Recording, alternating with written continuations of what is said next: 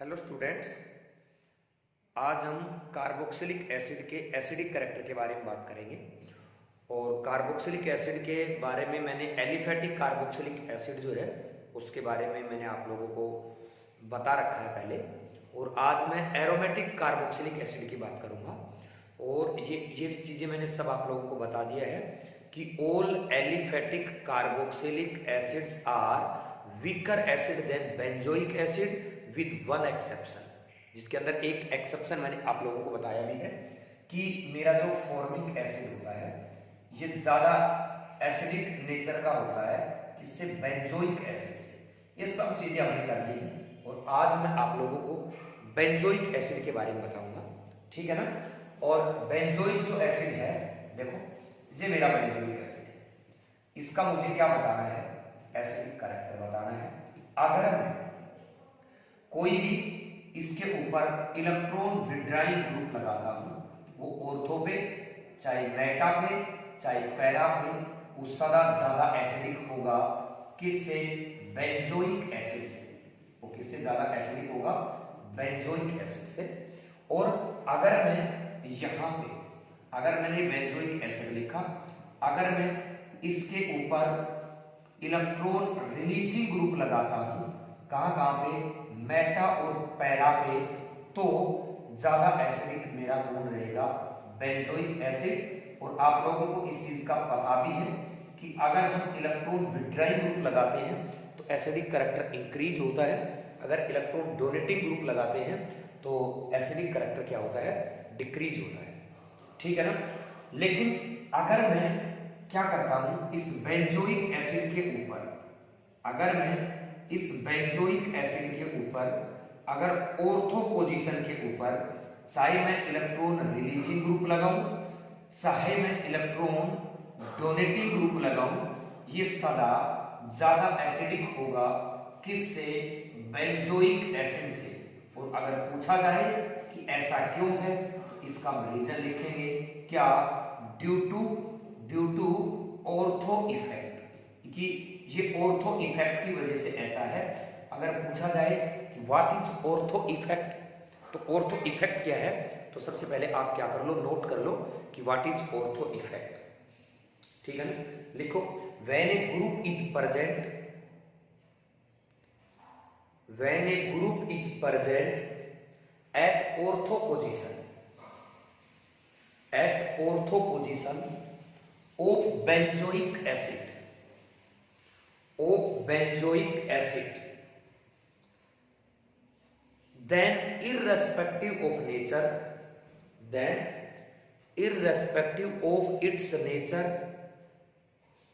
of its nature, bracket में लिख लो कि whether electron releasing group, whether electron releasing group और electron withdrawing group, it generally increases the acidic character, it is generally increases the acidic character।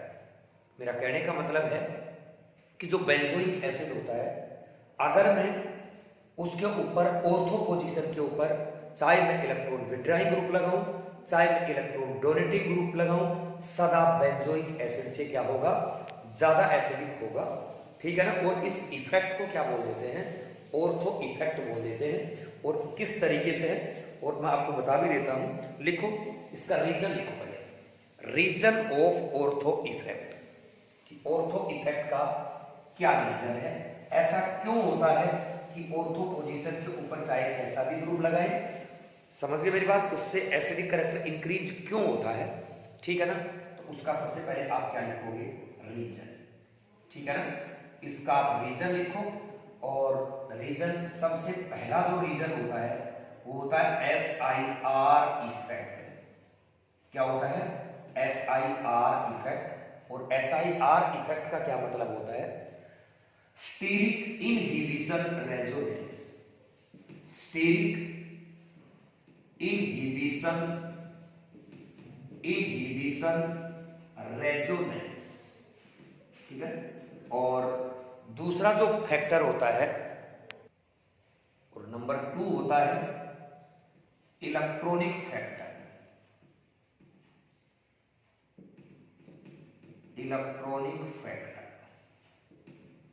तो सबसे पहले हम resonance करते हैं। Ortho effect number 1, ortho effect due to SIR। SIR की वजह से ऑर्थो इफेक्ट कैसे होता है, ठीक है। जैसे मैंने ये लिखा बेंजोइक एसिड, ये मेरे पास क्या है, बेंजोइक एसिड होता है। यहां पे C डबल बॉन्ड O, यहां पे O और H। अगर मैंने यहां पे कोई ग्रुप लगा दिया, और ये जो ग्रुप होता है ना, ये बल्कि ग्रुप होना चाहिए, बड़ा ग्रुप लगाना है मुझे, बल्कि ग्रुप। अगर मैं यहां पे कोई बल्कि ग्रुप लगा देता हूं यहां पे, तो देखो अगर ये ग्रुप नहीं होता है तो यहां पे लोन पेयर, ये रेजोनेंस इधर चला जाएगा, ये इधर चला जाएगा। जो रेजोनेटिंग स्ट्रक्चर होगी मेरे पास इस तरीके से रेजोनेटिंग स्ट्रक्चर बनेगी। यहाँ पे O नेगेटिव और यहाँ पे डबल बॉन्ड O पॉजिटिव और H। क्लियर है। यहाँ पे ये डबल बॉन्ड है, तो ये जो ये वाला बॉन्ड है ये इधर इलेक्ट्रॉन को दे देता है, ये वापस चला जाता है। मेरी बात समझ गए। तो यहाँ पे बेंजीन जो रिंग है ना, ये इलेक्ट्रॉन डोनेटिंग का काम कर रहा है।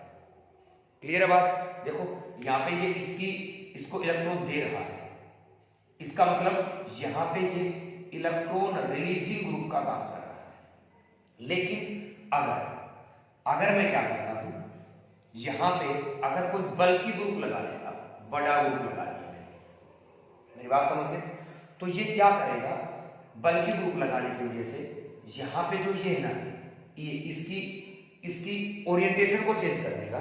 आपको पता है कि यहाँ पे जो बॉन्ड पाई बॉन्ड बनता है, तो ये पैरेलल इलेक्ट्रॉन ऐसे पैरेलल p ऑर्बिटल्स होंगे तभी तो पाई बॉन्ड बन सकता है। लेकिन क्या करता है, जब ये बड़ा ग्रुप यहाँ पे है तो इसकी पोजीशन को ये चेंज कर देगा, तो ये यहाँ पे क्या नहीं बना पाएगा, पाई बॉन्ड नहीं बना सकता। अगर ये आपने बल्कि ग्रुप लगाया तो इसकी वजह से जो ये मेरे पास ये है, ठीक है ना, ये पूरा का पूरा जो ग्रुप है ये आउट ऑफ प्लेन चला जाता है, आउट ऑफ प्लेन चला गया। किसकी वजह से, इसकी वजह से, ड्यू टू द बल्कि ग्रुप। और यहां पे जो रेजोनेंस होना था वो क्या हो गया, रुक गया, इनहिबिशन रेजोनेंस। समझे नहीं। देखो अगर मेरे पास एक पूछो कि मेरे पास अगर बेंजोइक एसिड होता, मेरे पास क्या होता, अगर बेंजोइक एसिड होता, ये मेरे पास बेंजोइक एसिड है, तो आपको पता है यहां से ये इसको क्या दे देता, इलेक्ट्रॉन रीचिंग का काम कर रहा है। तो इलेक्ट्रॉन रीचिंग का काम कर रहा है तो एसिडिक करैक्टर क्या होता है, कम हो जाता है अगर ये देता है। अगर ये देना बंद कर देगा, अगर ये यहाँ पे नहीं आएगा, इलेक्ट्रॉन रीचिंग का काम नहीं करेगा, तो एसिडिक करैक्टर इंक्रीज हो जाएगा। लेकिन जब मैं यहाँ पे बड़ा ग्रुप लगा देता हूं, अब इसका जो रेजोनेंस है ये रुक जाता है। क्यों रुक जाता है, क्योंकि जो मेरा ये ग्रुप है ये आउट ऑफ प्लेन चला जाता है, तो रेजोनेंस तो क्या होता है, पैरेलल p ऑर्बिटल्स के अंदर जाता है। इसलिए इनहिबिशन रेजोनेंस की वजह से क्या होता है कि कोई भी ग्रुप अगर आप यहाँ पे बल्कि ग्रुप लगा देते हो तो ये मेरा COOH जो है आउट ऑफ प्लेन चला जाता है, जिसकी वजह से जो बेंजीन रिंग है जो अपना इलेक्ट्रॉन देता है, इलेक्ट्रॉन रिलीजिंग का काम करता है, वो नहीं कर पाएगा। इनहिबिशन रेजोनेंस हो जाएगा, जिसकी वजह से सदा क्या होगा कि एसिडिक करैक्टर इंक्रीज होगा in case of benzoic acid. दूसरी बात, अगर ये मेरे हिसाब से समझ गए होंगे कि ऑर्थो पोजीशन के ऊपर चाहे आप इलेक्ट्रॉन डोनेटिंग ग्रुप लगाओ चाहे इलेक्ट्रॉन विड्राइंग ग्रुप लगाओ, जिसकी वजह से जो रेजोनेंस है ना बेंजीन रिंग का वो स्टॉप हो जाता है, आउट ऑफ प्लेन कोड चला जाता है, COOH चला जाता है, जिससे इलेक्ट्रॉन रिलीजिंग ग्रुप भी कम हो जाता है, जिसकी वजह से एसिडिक करैक्टर बढ़ जाता है। इसको ऑर्थो इफेक्ट कहते हैं, ठीक है ना। एक चीज और बताता हूं, अगर एक बात को बताता हूं, देखो ठीक है, यहां पे मैंने लिखा, ये लिखा मैंने बेंजोइक एसिड, ठीक है, ये बेंजोइक एसिड है, और जब हमने इसके ऑर्थो पोजीशन पे OH ग्रुप लगाया, आपको पता है सिंपल सी बात है, ये ज्यादा एसिडिक होगा, किससे, बेंजोइक एसिड से। किसकी वजह से, SIR इफेक्ट की वजह से। लेकिन अगर मैं इससे बड़ा और बल्कि ग्रुप लगा देता हूं, यहां पे बेंजोइक एसिड पे, कहां पे OCH3, इसका मतलब क्या है, ये और बड़ा बल्कि ग्रुप है। तो अगर इन दोनों के एसिडिक करैक्टर की अगर बात करी जाए, ये फर्स्ट है और ये सेकंड है, अगर मैं इनकी AA की बात करूं तो ये ज्यादा एसिडिक होगा क्योंकि इसके अंदर ऑर्थो इफेक्ट ज्यादा है, लेकिन in real first is more acidic then second. तो आप नीचे लिखना चाहते हो तो लिखो कि due to the OCH3 group, नहीं, OCH3 group is a bulky group, so second should be more acidic than first, but in real first is more acidic than second। it means, इसका क्या मतलब हुआ कि not only the SIR effect is the responsible for the ortho effect, another factor is also present। एक और भी factor होता है which is known as electronic factor, जिसको क्या बोल देते हैं, इलेक्ट्रॉनिक फैक्टर बोल देते हैं। इसका मतलब क्या है कि अकेला SIR इफेक्ट ही ऑर्थो के अंदर नहीं है, एक फैक्टर और है जिसको हम क्या बोल देते हैं, क्या बोल देंगे हम यहाँ पे, इलेक्ट्रॉनिक फैक्टर। समझ गए मेरी बात? तो व्हाट इज इलेक्ट्रॉनिक फैक्टर? ये इलेक्ट्रॉनिक फैक्टर क्या होता है, इसके बारे में मैं आपको बताने लग रहा हूँ कि ऐसा क्यों है। देखो मैं यहाँ पे बता देता हूँ, देखो मेरी बात सुनो, यहाँ पे मेरे पास ये बेंजोइक एसिड है, ये ऑक्सीजन है, यहाँ पे H है, यहाँ पे C है, C यहाँ पे O और यहाँ पे C double bond O negative है, C डबल बॉन्ड O है, ठीक है। मेरे पास आफ्टर गिविंग, देखो एसिडिक कब होता है, after giving H positive ion it will form the carboxylate anion. समझिए मेरी बात, क्योंकि ये अगर सैलिसिलेट है, सैलिसिलिक एसिड है, तो इसका नाम बन गया कि सैलिसिलेट आयन बन गया। लेकिन ये क्या होता है, due to resonance, due to hydrogen bonding, यहाँ पे एक चिलेशन इफेक्ट हो गया, एक रिंग बन गई जिसको इलेक्ट्रॉनिक फैक्टर कहते हैं। इसका मतलब क्या है कि इसके अंदर एक इलेक्ट्रॉनिक फैक्टर लगा जिसकी वजह से क्या होता है, ये ज्यादा एसिडिक हो गया। इसका मतलब जो ऑर्थो इफेक्ट है ना, वो दो चीजों की वजह से बनता है। समझिए, एक ग्रुप अगर मैं एक छोटा सा आप लोगों से और पूछूं, ठीक है, मैंने जैसे ये पूछ लिया है कि मेरे पास ये बेंजोइक एसिड है और अगर मैं इसके ऊपर एक OH इधर लगा देता हूं, एक OH इधर लगा देता हूं, अगर मैं आप यहाँ पे COOH यहाँ पे लगा देता हूं, ठीक है, और एक मैं बेंजोइक एसिड लिख देता हूं, तो मुझे पता है कि भाई इससे तो ज्यादा, सबसे ज्यादा एसिडिक ये होगा क्योंकि इसके अंदर और ज्यादा स्टेबिलिटी होती है, और ज्यादा इलेक्ट्रॉनिक फैक्टर होता है इसके अंदर। Ortho effect due to the electronic factor उसकी वजह से हुआ है बेंजोइक एसिड से।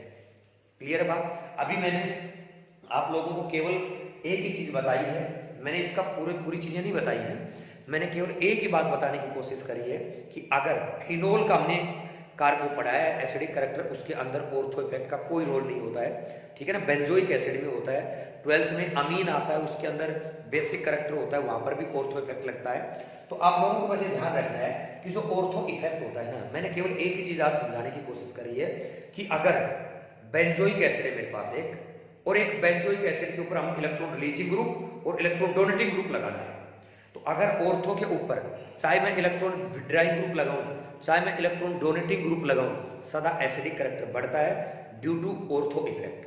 अगर मैं इलेक्ट्रॉन विड्राइंग ग्रुप मेटा पे और पैरा पे लगाऊंगा तो बेंजोइक एसिड से सदा ज्यादा एसिडिक होगा। अगर मैं इलेक्ट्रॉन रिलीजिंग ग्रुप मेटा और पैरा पे लगाऊंगा तो सदा बेंजोइक एसिड से लेस एसिडिक होगा। समझिए मेरी बात? कुछ और एग्जांपल्स भी करेंगे हम, वो नेक्स्ट लेक्चर में करेंगे। आज के लिए इतना ही, थैंक यू।